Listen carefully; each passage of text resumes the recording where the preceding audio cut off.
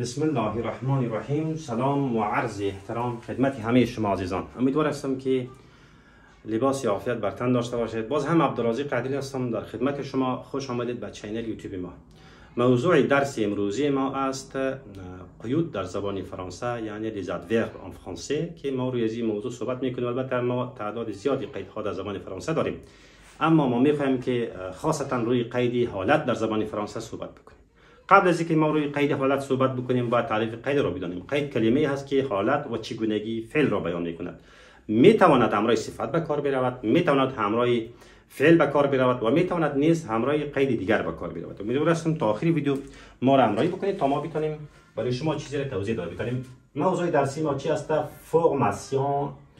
نوشته میکنیم که فرماسیون des adverbes، formation des adverbes de manière. سعی کنین ببخشید کمی فاصله باید نوشته کنیم اینجا. de manière، de manière en m o n t. البته معمولا وقتی ما قید حالت صحبت میکنیم، قید حالت همیشه چی است دوستان عزیز؟ پسوندی آخر، پسوند آخری کلمهش چی میاد؟ از این میره. یعنی پسوندی چی را میگیره دوستان عزیز؟ پسوندی m o n t را میگیره که روی از این میخوایم صحبت بکنیم. همیشه قید حالت از صفت گرفته میشه. خب امیدوار هستم تا آخر ویدیو ما را همراهی بکنید. ما گفتیم که میتونید همراه فعل به کار ببرید. شماره 1 مثلا میگیم سعی کنین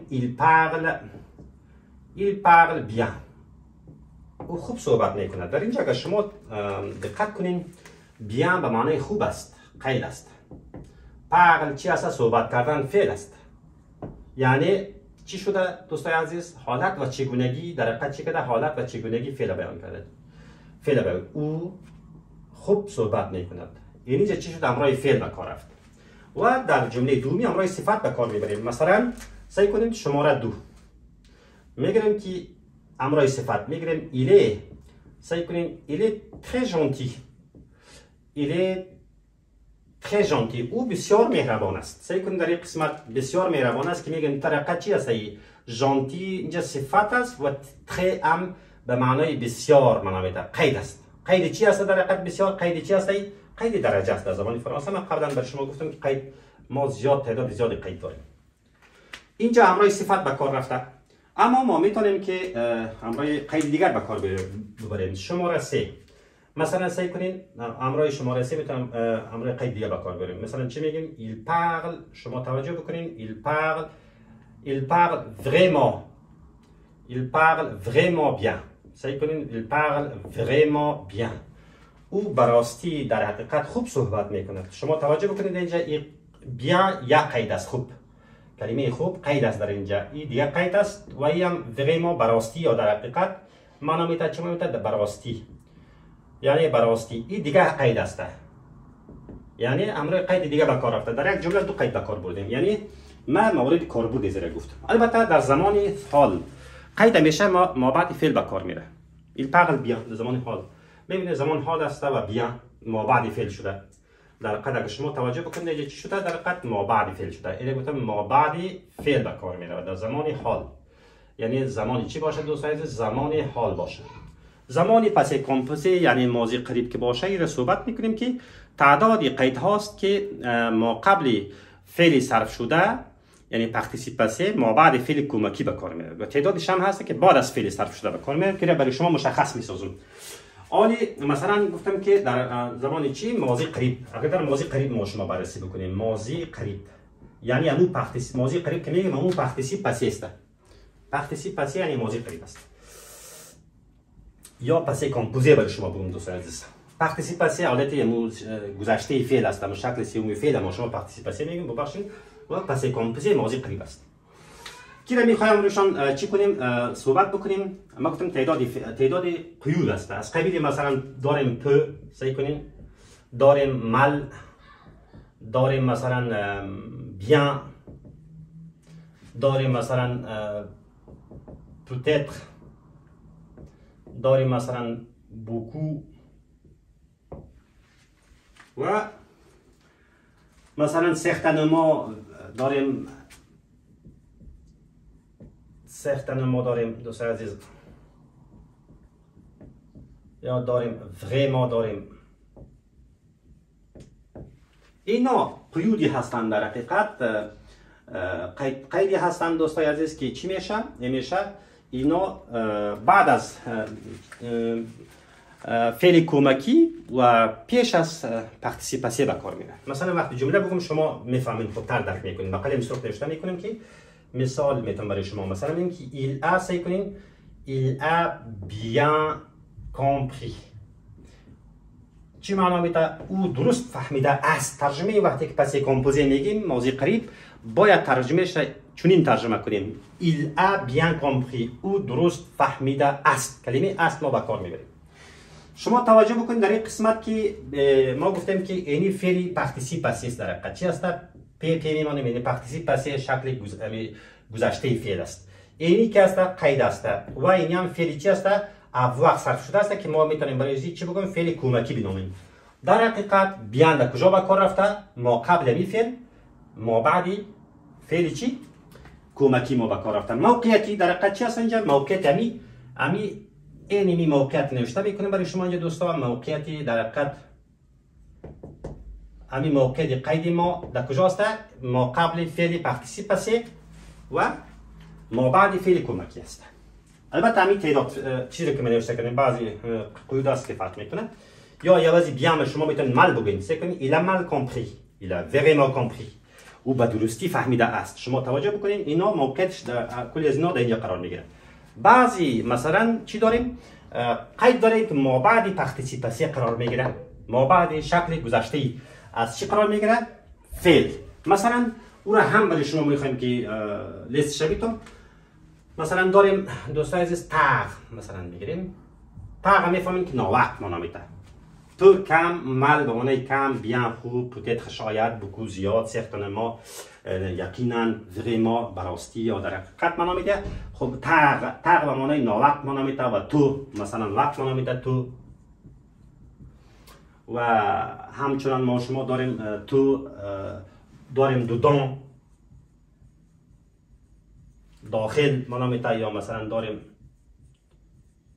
دو بیرون معنا میده. این قیدهایی است در حقیقت برای شما اینجا لیست کردیم.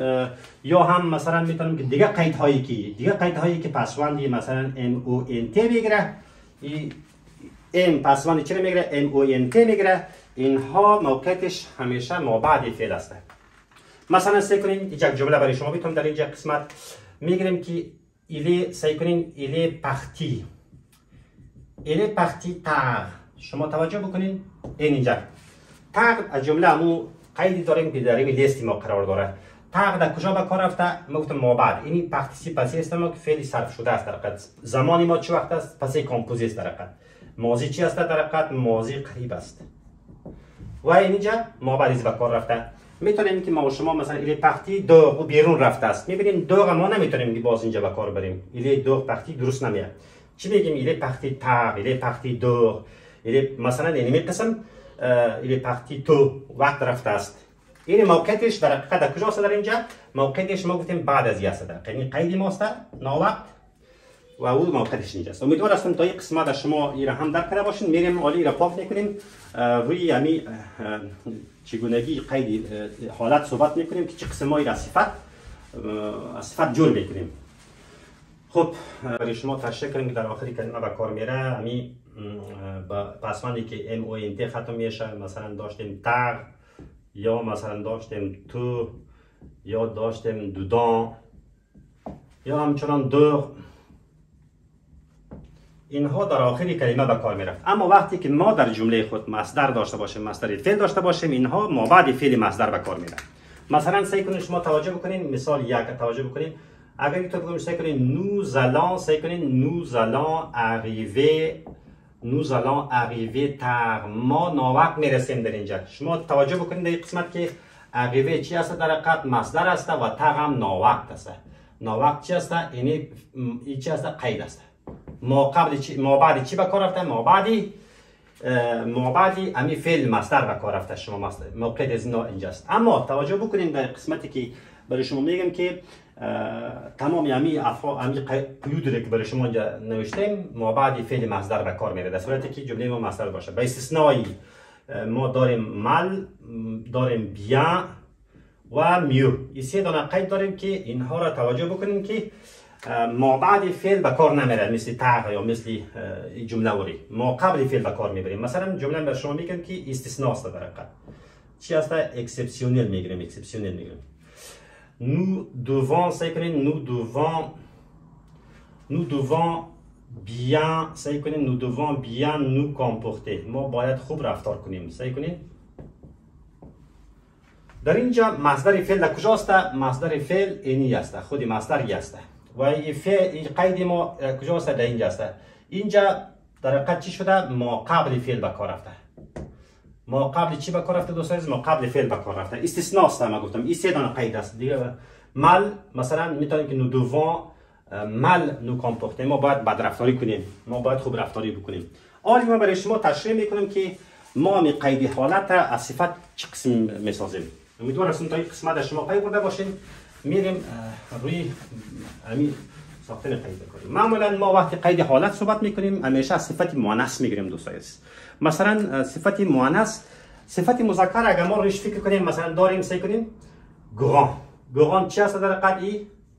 صفت مذکر است. صفت مؤنث از این شما میفهمید که چی میشه؟ گراندما. ببخشید گراند. این چی است؟ صفت مؤنث است. اما قید که وقتی ما بسازیم توجه بکنیم قید که ما میسازیم همیشه ما صفت مؤنث میسازیم. چگونه قیدی که پسوند چی را داشته؟ ام او ان تی یعنی قید حالت بود. ما وقتی بگم که به حساب سه کنیم با بزرگی مثلا چی میگیریم؟ گراندما. ما پسوند چی را اضافه میکنیم؟ امی ام او ان تی که داریم در حقیقت اینی قسمت امی پسوند ما بعد صفت مؤنث خود اضافه میکنیم. میبینین اینی صفت چی است؟ مؤنث است. این طریقه ساختنش است. مثلا برای شما بگم که مثلا صفت مذکر ما چی است؟ فیه. مثلا از مؤنث چی میشه؟ ما قبلا در صفت مذکر مؤنث کار کرده بودیم فیه. اما وقتی بگم با افتخار صحبت بکنم قید جور بکنم شما چه قسم را میسازیم؟ قید از چی بگیریم؟ از صفت مؤنث میگیریم. البته این صفت مؤنثی که بعد ختم شده. پس اگر قید بسازیم چی میگیریم؟ این مفتخر یا با افتخار مانده. این با افتخار بگم چی میشه؟ فیه. مواسه کنیم یک پسوند چی اضافه میکنیم در قسمت؟ پسوندی ام او ان تی در حالت در شکل مؤنث صفت اضافه میکنیم. این پسوند در مؤنث اضافه میشه. یعنی در حقیقت قید ما از چی گرفته میشه؟ قید حالت ما از صفت مؤنث گرفته میشه. یعنی قید ما چی ساخته میشه؟ قید ما از صفت مؤنث ساخته میشه. این قسمت امیدوار هستم که شما مثلا فهمیده باشین دوستان عزیز. مثلا چی داریم؟ مثلا مثال بتون برای شما ژوایو. ژوایو چی است؟ صفت مذکر است. صفت مؤنث چی میشه؟ شما میفهمین که ژوایوز میشه. پس اگر ما به حساب با نشاط با خوشحالی بگم ژوایو خوشحال منم اگر با قید چه تبدیل کنم به خوشحالی، پس ما صفت از کدام اینجا بگیریم دوستان عزیز؟ ما از صفت از چی میگیریم؟ از مؤنث میگیریم. یعنی با خوشحالی بگم چی بگم؟ ژوایوز ما میشه. یعنی اینجا است که من پسوند چی میکنم دوستا؟ اضافه میکنم ژوایوز ما. یعنی من گفتم که در قید حالت یعنی l'adverbe de manière که ما بخوایم ام او ان تی اضافه کنیم همیشه صفت مؤنث میگیریم. البته یک موضوع دیگه است که اگر صفت ما مذکر ما به حرف ویل ختم میشه ما از صفت مذکر میگیریم. شرط این است که همون صفت ما به حرف ویل ختم شده باشه. مثلا سعی کنید فصیل میگیریم. سعی کنید فصیل چی است؟ آسان است که مذکر مؤنث شخصی است در حقیقت به ختم شده. مثلا این را ما بخوایم که به چی تبدیل بکنم؟ به قید تبدیل بکنم. پس این صفت مذکر است در حقیقت. اگر بگم در نظر بگیریم صفت مذکر پس چی میشه؟ فصیل ما. سعی کنیم فصیل ما دیگه کدام چیزی راز نمیگیریم، فقط ام او ان تی اضافه میکنیم. چی میکنیم؟ ام او ان تی اضافه میکنیم. با آسانی یا میتونیم بگیم برایشان بگیم که با سهولت یا با آسانی. مثلا داریم دیگه انفینی. ببخشید با قلم دیگه نوشته میکنم. انفینی به نهایت. مثلا ناتمام. انفینی. اینا شما میفهمین که صفت مذکری است که به حرف ویل ختم شده. یعنی حرف ویل است که ما اگر درش حلقه بکنم که ذره واضح‌تر شده. پس بنان اگر ما بخوایم که به قید تبدیل بکنم چه قسم تبدیل بکنم؟ اینا میگیریم انفینیما. سعی کنین دیگه چیزی نمیگیریم. انفینیما. گرچه که دیگه با قلم آبی می نوشتم خوب بود. خیر باشه اگر اینطور یک چیز میکنم دورش علاقه بگیرم. گویا که ما اگر صفت مذکری داشته باشیم که به حرف ویل ختم شده باشه یا هم حرف ویل، اما فقط ام و انتر اضافه میکنیم دوستان عزیز، کدام چیز دیگه تغییراتی در این نمیاریم. و مثلا میگیم که اگر باشه مثلا پولی، پولی چرا میگه؟ پولی مؤدب صفت مذکر است چون او نداره، صفت مؤنث همیشه مثلا حرف او می داشته. پولی اگر بخوایم که با ادب بگم، ادبانه بگم، چه قسم بگم تبدیل میکنیم؟ ما میره از صفت مذکر تبدیل میکنیم، پولی ما. پس اینجا معلوم شد که زمانی که به طور خلاصه گفتم میتونیم زمانی که یک صفت مذکری ما به حرف ویل شروع شه ما قید حالت از صفت مذکر میسازیم. این هم امیدوار هستم که تا این قسمت هم شما فهمیده باشین چیزی را. حالی میریم روی باقی صفت ها صحبت میکنیم دوستان عزیز. اگر صفت ما که با INT ختم شده باشه، با چه ختم شده باشه؟ با INT. ما قید خود چگونه بسازیم؟ با قلم رنگی نوشته کنم دوستان عزیز که مثلا اگر من گفتم که صفت ما با INT ختم شده، پس ما اینی پسوند دیگر را در اینجا اضافه میکنیم. یا البته اگر بخوایم که با قید حالت صحبت بکنیم، قید حالت این پسوند میگیره. اگر صفت به این منظورش هست که اگر صفت به ختم شده باشه، مثلا سوان عالم دانا را میگه، نیست ببخشید با قلم چی نوشته کنم که درست رنگش فهمیده شود. اینجا چی میگیریم؟ سوان. شما ببینید که سوان دانا گفتم، اینجا پسوند صفت ما در حقیقت با چه ختم شده؟ با INT ختم شده. اگر بگم که عاقلانه به حساب بگم صحبت بکنم عاقلانه، یا چه قسم پسوند اضافه میکنم؟ پس در اینجا ما اینی را تبدیل میکنیم به ای. مثلا این الپاقل سبا ما سعی کنیم س و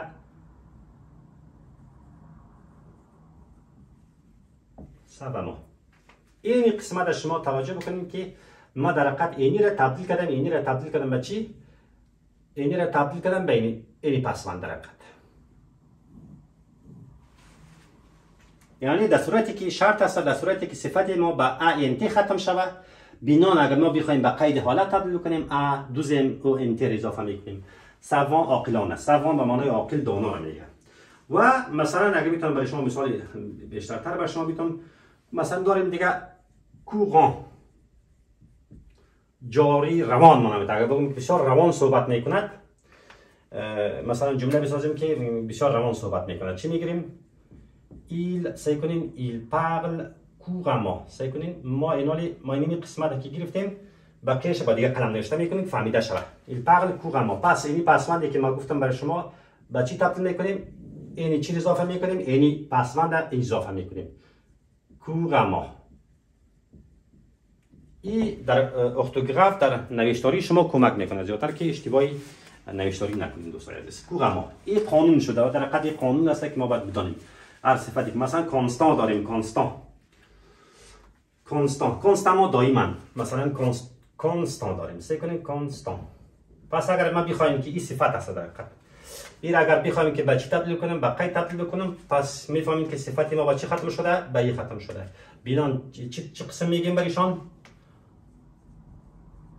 کانس. پس کانستاما، یعنی می پسوندی که برای شما گفتم اینی می اضافه میکنیم. یعنی قسمت پسوندی خود دورش حلقه میکشه. این هم بود قانون. امیدوار هستم تا این قسمت فهمیده باشین. باز هم میبینیم اگر صفت ما به او انت ختم میشه، باز هم پسوندش اینجا نوشته میکنیم. خب صفت ما گفتیم که اگر به چی ختم شود دوستان عزیز؟ به او انت ختم شود. اگر ما صفت رو میبینیم که به او انت ختم میشه، پس شکل قید حالت یا ادورب معنی غزو دوزم او انت میه. یعنی این شکلی است که ما اینی چی است؟ پسوندی چی است در حقیقت میگیریم؟ پسوندی قید حالت، یعنی ادورب دو معنی غش اینی پسوند میگیره. یعنی از این صفت، یعنی اگر صفتی که یعنی منظورش باشه صفتی که یعنی پسوند داشته باشه، شما توجه بکنید، صفتی که پسوند داشته باشه قید حالتش این پسوند به این شکل میاد، چون ما گفتیم که ما قید حالت از صفت میسازیم. خب حالا ما اگر برای شما مثال بتونم برای شما دوستان عزیز سعی کنین این قسمت رو بگیرم انتلیژن. انتلیژان لایق مانه میده، میفهمیش هوشیار ذکی. پس پسوند ما با چی ختم شده بایی؟ پس اگر بخوایم بسیار هوشیارانه صحبت میکنه، مثلا il parle intelligemment، باز اون قسمت ما تبدیل میکنیم سه کنیم.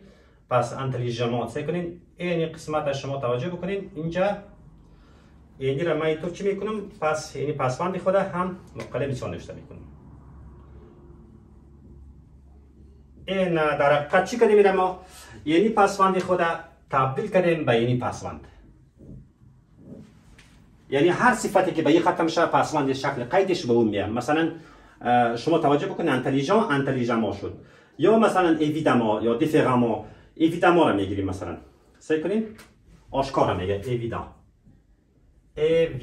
یا همون چیزی را که شما میبینین آشکار مانامیده. پس او آشکارا صحبت میکند، سعی کنیم به طور آشکار صحبت میکند. پس اگر ما بخوایم به شکل قید بگیریم، سعی کنیم ایل میگیریم، سعی کنیم ایل parle et vit. پس شما اینا پسوند باید اینجا میگذارم، سعی کنیم il parle et vit évidemment. آشکار و آشکارا سعی کنید. یعنی قسمتی که من برای شما گفتم یعنی در حقیقت پسوندی هست که من اینجا اضافه کردم برایشان. چرا که به خاطر که پسوند ما به این ختم شده بود. اونو هم چی قید لحنش، قید ببخشید قید چی حالت که ما این را به این تبدیل کردیم. یا مثلا مثلا دیفران سعی کنید ما داریم دیفران مختلف میگه. پس قید از چی میاد در حقیقت؟ چون که صفت ما با چی ختم شده دوستان عزیز؟ صفت ما با ای ختم شده. پس را چی میگیریم؟ تمامی قسمت خودش میگیریم، بعد از پسوند اضافه میکنیم. پسوندی که داشتیم اینی پسوند اضافه میکنیم در اینجا. شما توجه کنین چرا که صفت ما با این پسوند ختم شد، بنان ما اینی پسوند برایشان داریم دیفرمان. این هم بود قانونی دیگه که برای شما تشریح کردم. امیدوار هستم تا این قسمت شما فهمیده باشین. خب بازم ما استثناء داریم، پرزان بازو قسم نمیاد. من این قسمت پاک میکنم برای شما.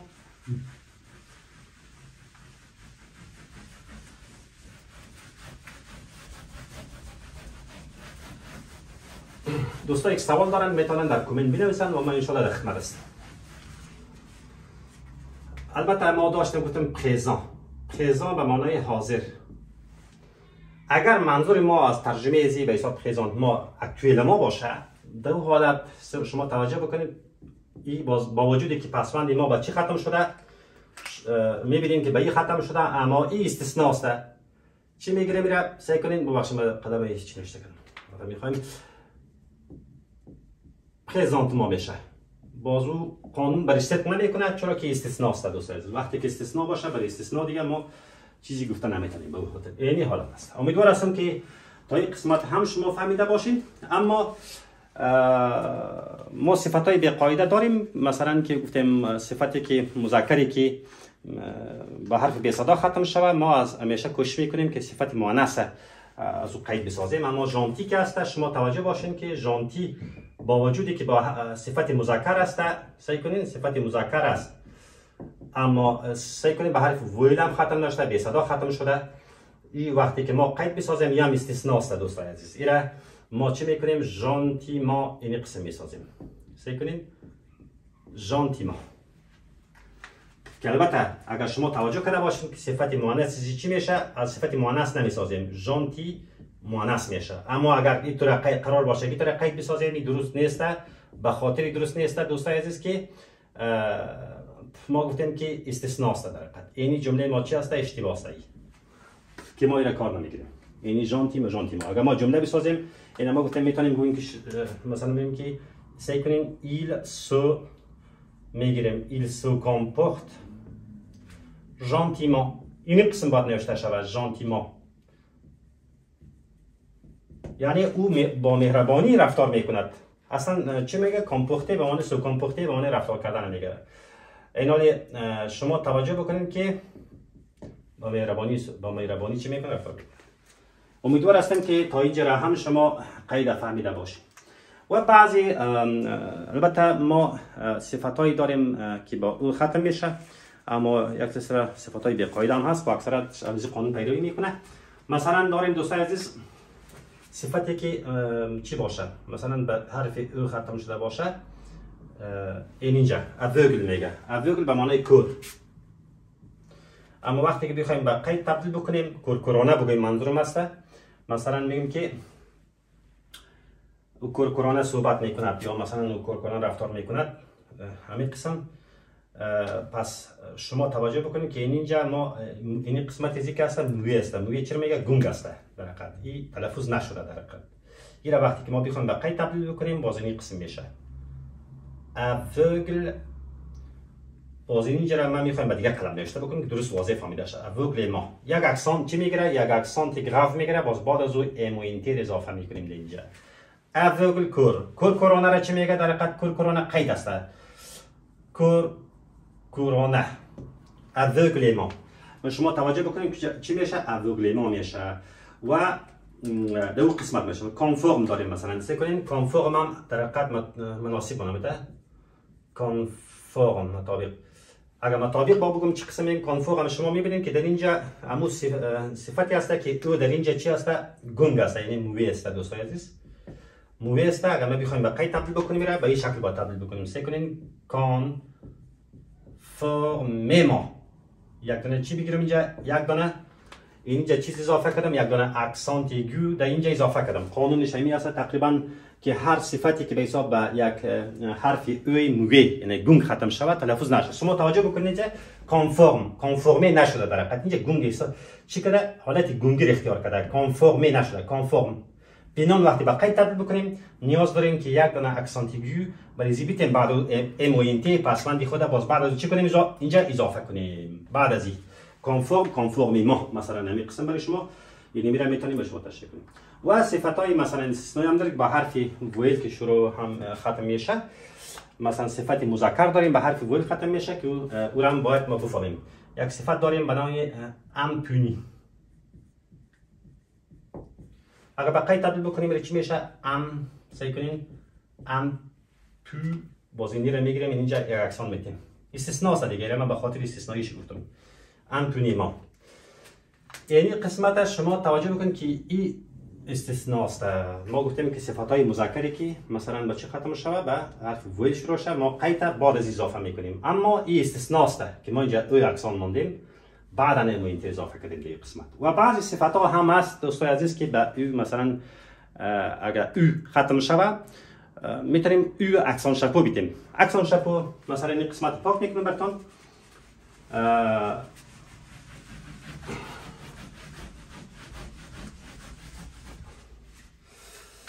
مثلا داریم دوستا صفت مذکری داریم مثلا کرو.